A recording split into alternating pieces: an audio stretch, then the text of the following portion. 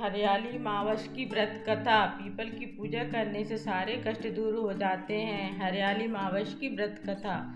हरियाली मावस का पर्व सावन माह की अमावस्या को मनाया जाता है। यह त्योहार विशेष रूप से उत्तर भारत, राजस्थान, उत्तर प्रदेश, हरियाणा, मध्य प्रदेश में श्रद्धा और उल्लास के साथ मनाया जाता है। इस दिन महिलाएं व्रत रखती हैं, पीपल, तुलसी, अन्य वृक्षों की पूजा करती हैं और हरियाली की वृद्धि के लिए प्रार्थना करती हैं। यह पर्व प्रकृति की आराधना और हरियाली के स्वागत का प्रतीक है। हरियाली मावस व्रत कथा कहानी। बहुत पुरानी बात है। एक गांव में एक निर्धन ब्राह्मण और उसकी पत्नी रहते थे। वे दोनों बहुत ही धार्मिक, सत्यनिष्ठ और परोपकारी थे। ब्राह्मण हर साल सावन की अमावस्या के दिन व्रत करती, पीपल के पेड़ की पूजा करती और अपने हाथों से पेड़ पौधे लगाकर उनकी सेवा करती।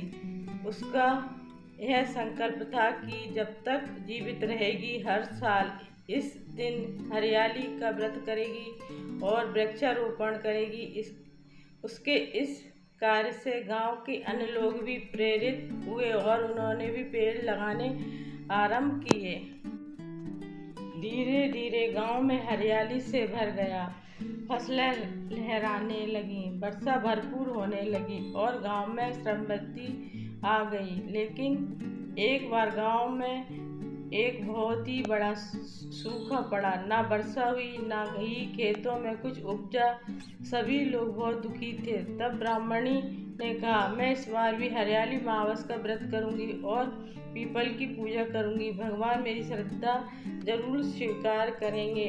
उसने उपवास रखा, पीपल को जल चढ़ाया, दीपक जलाया और वृक्ष के नीचे बैठकर प्रार्थना करने लगी।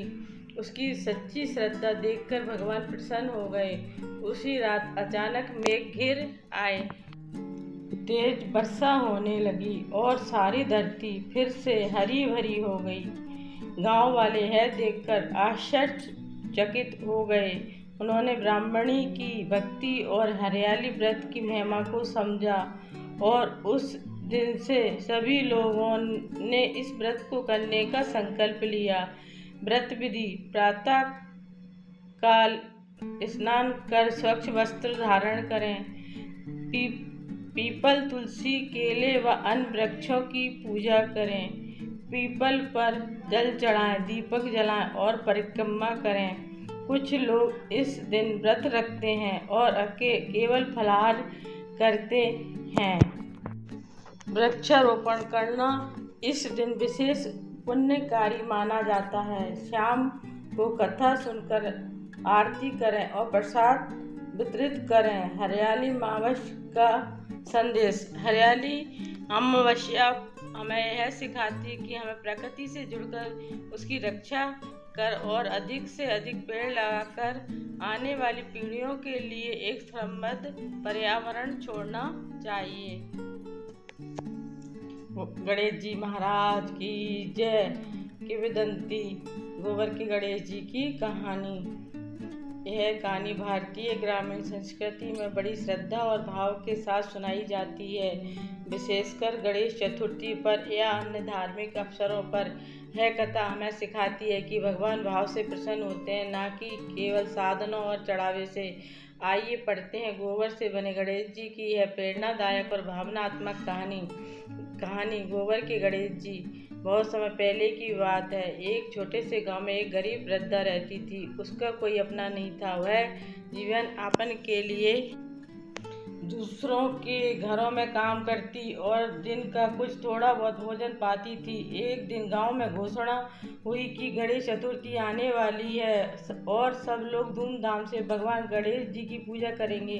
गांव के हर घर में सुंदर सुंदर मिट्टी के गणेश जी बनाए जा रहे थे। लोग उन्हें रंगते, सजाते, पूजा के लिए नए वस्त्र, मिठाई, फूलों का इंतजाम करते। वृद्धा के मन में भी बड़ी श्रद्धा जागी। वह सोचने लगी, मुझे भी गणेश जी की पूजा करनी चाहिए, लेकिन मेरे पास ना तो मिट्टी है, ना रंग है, ना कोई सजावट है, तो मैं क्या करूं?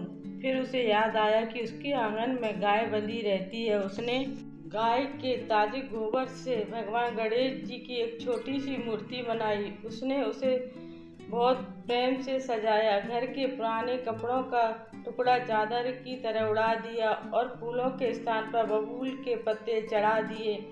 मिठाई के लिए गुड़ और चने का भोग लगाया। पूजा करते समय वह वृद्धा बड़ी श्रद्धा और भक्ति से रोने लगी। हे गणेश जी महाराज, मेरे पास देने को कुछ नहीं है, बस है टूटी फूटी सेवा और सच्चा मन है। अगर आपको मेरा भाव सच्चा लगे तो कृपा कीजिए। उसी रात भगवान गणेश ने गांव के मुखिया को स्वप्न दिया। उन्होंने कहा, तुम लोग भव्य मूर्तियों की पूजा कर रहे हो, परंतु मेरी सच्ची पूजा तो उस वृद्धा ने की है जिसने गोबर से मुझे बनाया और सच्चे हृदय से पूजा की। उसकी पूजा स्वीकार हुई है। तुम सब उसकी पूजा में सम्मिलित हो। अगली सुबह गांव के लोग चकित रह गए जब मुखिया ने सबको यह सपना बताया। वे सब वृद्धा के घर पहुंचे और देखा कि उसकी गोबर की गणेश मूर्ति अत्यंत तेजस्वी हो गई थी। वहाँ एक दिव्य प्रकाश फैल रहा था। सबने मिलकर उसकी पूजा की और उसे सम्मान दिया। कहानी से सीख, भगवान को धन दौलत से नहीं, सच्चे मन और श्रद्धा से प्रसन्न किया जा सकता है। गोबर जैसी साधारण वस्तु भी पवित्र हो सकती है यदि उसमें प्रेम और भक्ति का भाव हो। किसी भी भक्ति को उसकी स्थिति से मत आंको। भगवान भाव से भूखे हैं, वस्त्र आभूषण से नहीं। बोलो गणेश जी महाराज की जय। प्लीज़ मेरे चैनल को लाइक एवं सब्सक्राइब करें। धन्यवाद।